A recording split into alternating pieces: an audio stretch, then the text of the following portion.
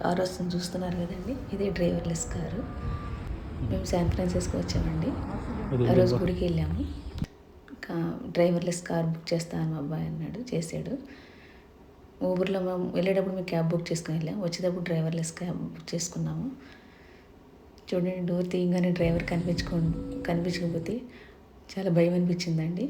Start drive అని నొక్కితే ride start అయిపోద్దండి. మేము కార్లో కూర్చున్నంతసేపు వీడియో తీసుకుంటూనే ఉన్నామండి.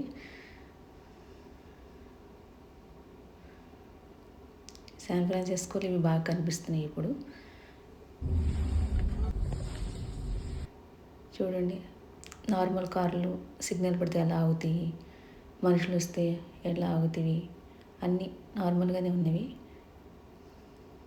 కానీ మనం ఫస్ట్ టైం ఎక్కినప్పుడు కొంచెం భయం అనిపిస్తుంది. ఇలా మేము 1/2 అవర్ వెళ్ళాం కాబట్టి బాగానే అనిపించింది. తర్వాత థ్రిల్లింగ్గా అనిపించింది. చూడండి, రైట్ లెఫ్ట్ తీసుకోవడం నార్మల్ కార్లు చేసినట్టే ఉంటాయండి అంతాను. చాలా బాగుంది ఇది, ఈ రైడ్ మాత్రం.